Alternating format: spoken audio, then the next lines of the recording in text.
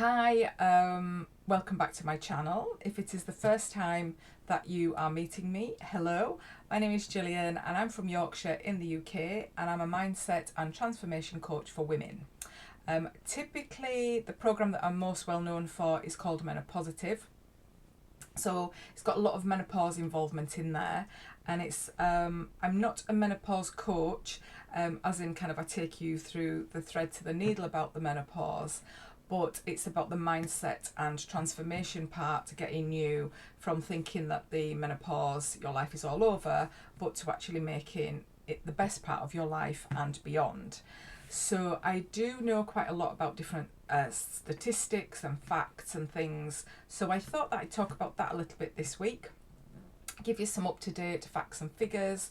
Well, they were up to date as and when this video was recorded. Things change all the time, but hopefully, I'm pretty sure some of them won't change too drastically, particularly what the definition of menopause is and things like that anyway. So that's where we'll start. We'll start with the definition. It can be quite confusing because I went through early menopause. So I was what was classed as post-menopause by the time I was 40. So at that time, perimenopause, which is the phrase you hear the most of these days, it just wasn't even terminology then. It wasn't something that was discussed, although the menopause wasn't, to be fair. But everything was just classed as menopause, and it still is to a degree. It's kind of an umbrella term that people understand what it is. So the menopause, it's basically just natural process marking the end of a woman's reproductive cycles, the menstrual cycles. And it's diagnosed after 12 consecutive months without a period. So that is 365 days. If you get to day 363 and then you start with a period, you've got to start counting all over again. They are sort of that keen about it. It can be picked up on a blood test. However, that's only really once you're postmenopausal. It's medical things might change. As of now, that's how it's done. So if I went and had a blood test, they can diagnose and say, yeah, you are postmenopause. But that sort of 12 months period, they wouldn't have been able to really tell it from that point. You've got to make sure that you've gone the 365 days, no periods. So the difference between the terminology, you've got perimenopause, which is the years before the menopause. So the menopause, don't forget, in effect, it's only like the one day. It's like day 366 or 67, I guess, if it was a leap year. But yeah, so perimenopause is the years before menopause, and it's when the ovaries are gradually producing less estrogen. Usually starts in a woman about in the 40s, but it can be as early as the 30s. So symptoms would include irregular periods. You would start and get the hot flushes, flashes, and mood changes. But please note, not all women get symptoms. So, and some people will get these symptoms and it might not be menopause related. So just because you get hot one day does not necessarily mean that you're going through the menopause. The menopause itself, as I've said, that's 365 days or 12 months since your last period. So at this point, your ovaries have stopped releasing eggs, and a significant hormonal changes now occur. And I'll just mention a little bit more about those hormones in a second, once I've talked about the third phase, which is post-menopause. So that's after the menopause, and then it's for the rest of your life. So you've got your perimenopause, your like your menopause, this kind of one day-ish, and then post-menopause. So when you're post-menopause, this is basically for the rest of your life. So your symptoms will probably ease, but your health risks will actually increase. Now that's mainly due to the low estrogen or the lack of estrogen, and things like osteoporosis. So, but that's your bone density and things like that, which is why we really do encourage women of a menopausal age, women of all ages really, should be doing this thing called strength training, and that strengthens your bones and your muscles, and it helps to, it just helps not necessarily prevent, but it helps with the symptoms of osteoporosis, and it helps it be not as bad as it could be. So the hormones that are going to be specifically changed, so there are three, and you've got estrogen, which I've mentioned a couple of times. So the levels in this drop significantly. It causes many of the symptoms. So you've got the common symptoms are your hot flushes, your night sweats, vaginal dryness, itchy skin. There are actually 34, I think, at last count, typical symptoms. So it's been kind of, I do have them in a list, so by all means give me a shout and I can send you this list of these typical symptoms. Some of them you would never have believed. Things like a burning tongue.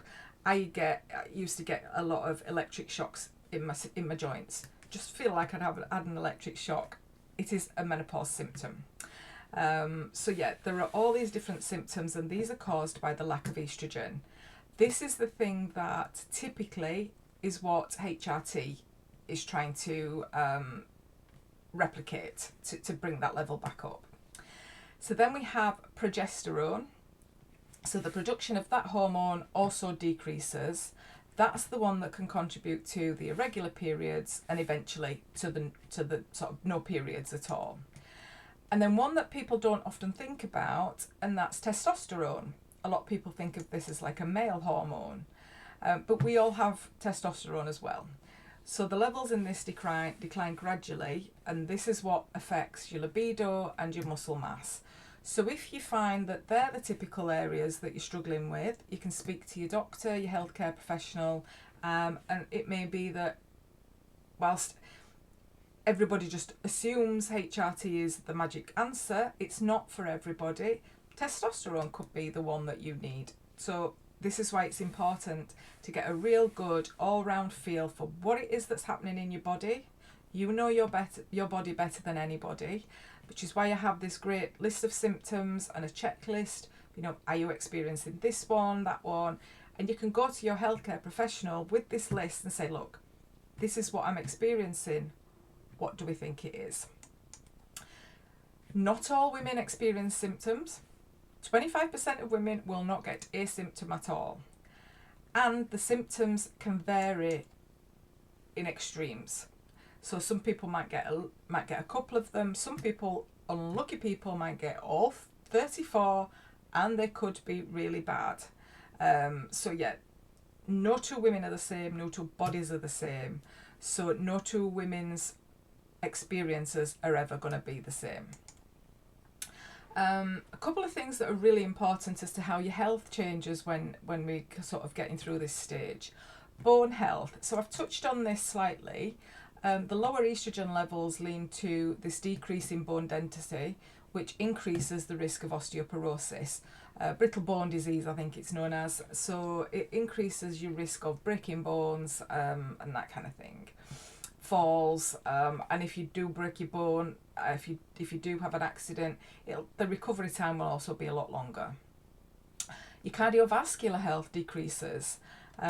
This is mostly sort of when you're post-menopause, because you've kind of gone through all of these hormonal changes. So then your cardiovascular health, the risk of that disease increases.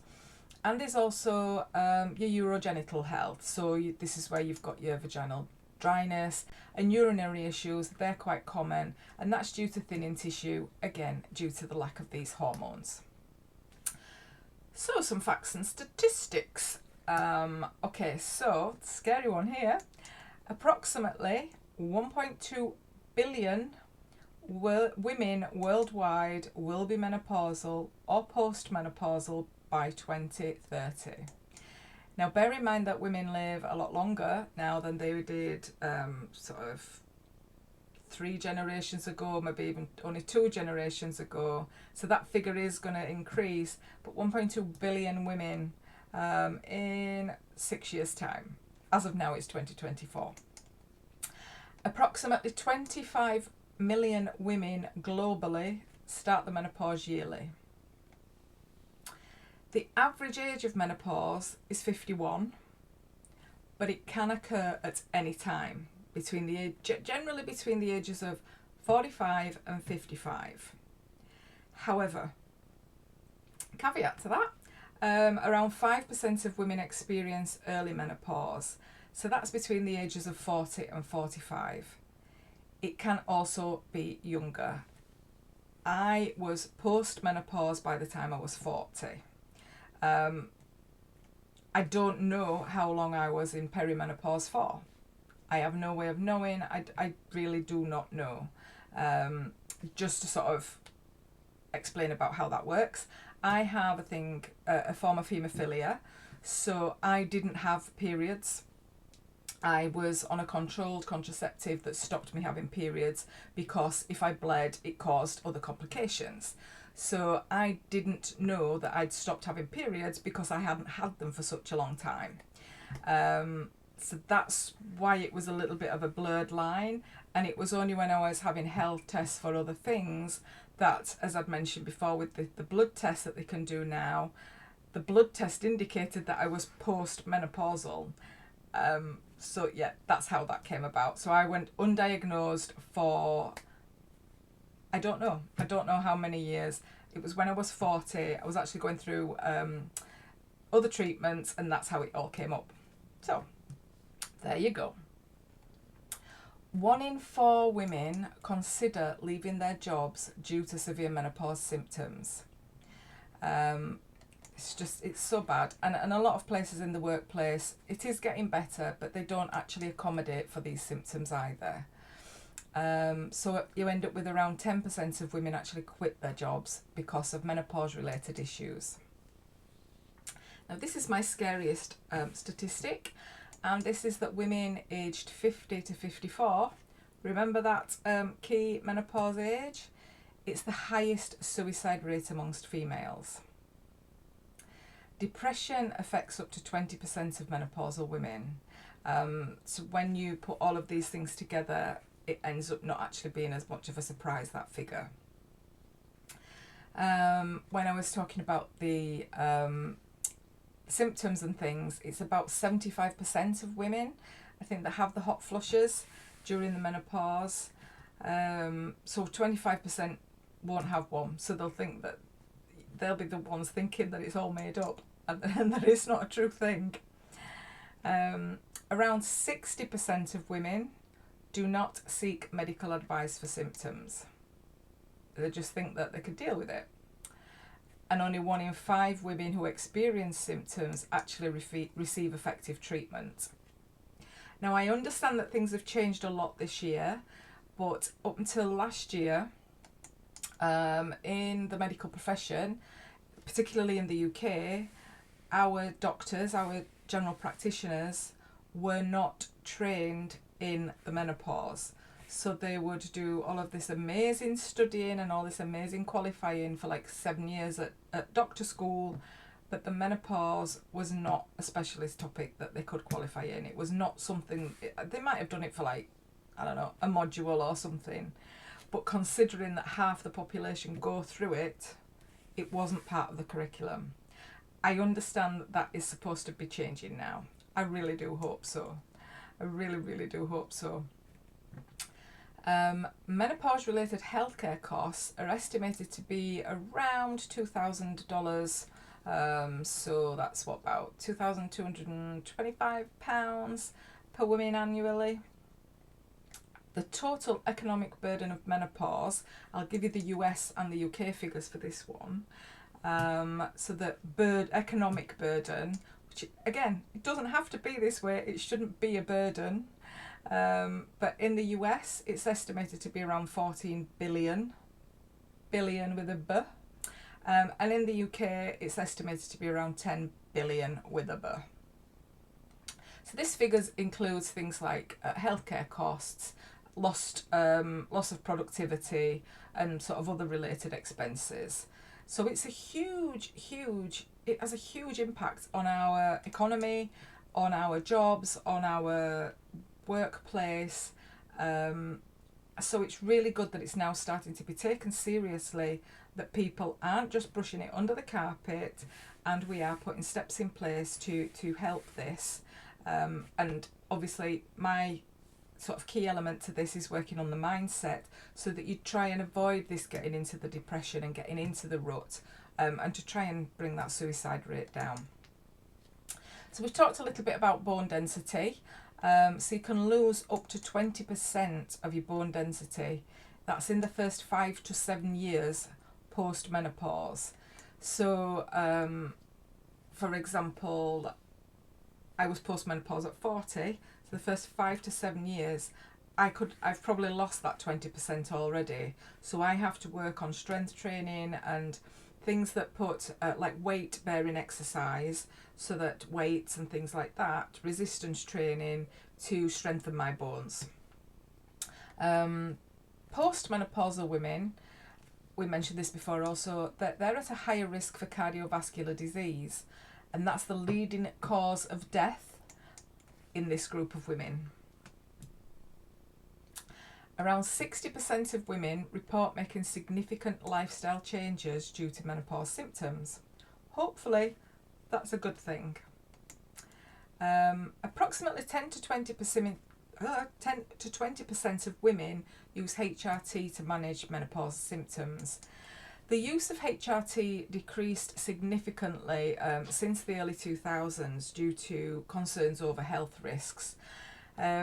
I can do a totally separate video all about this, but a lot of these health risks were found to be fake news, shall we say.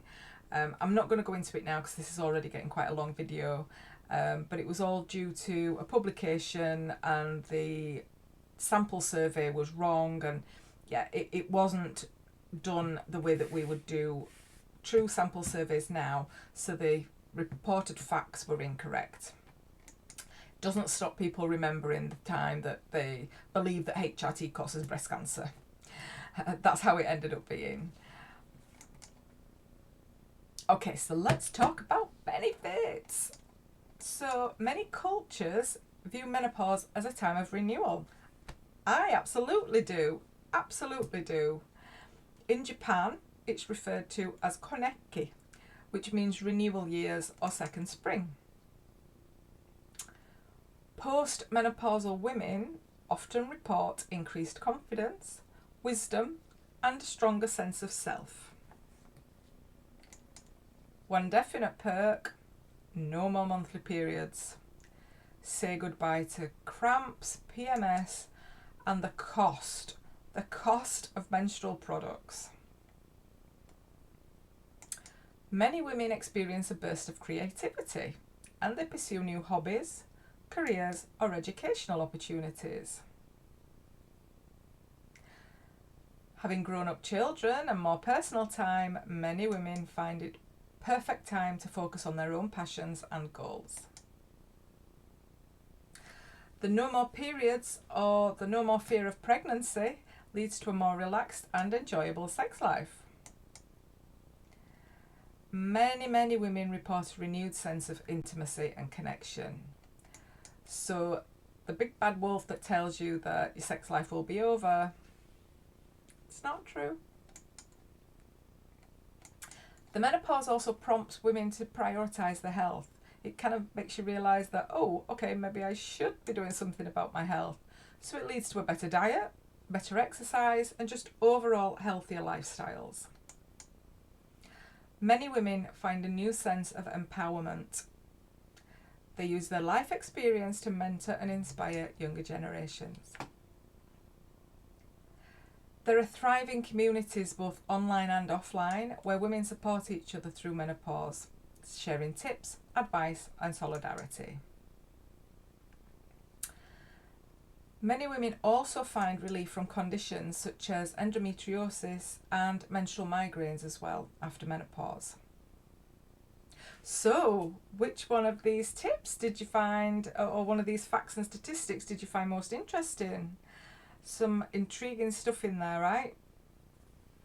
A lot of information there, I get that. But I wanted to kind of give you some little bullet points of things that I think it's important to know. I really do. So don't forget to subscribe if that was floated your boat, as they say. If that was of interest to you, hit the bell button for reminders when I do a new video. And I'll try and talk about a different topic. I do have many more topics to talk about, so don't worry. Stay tuned. Bye bye.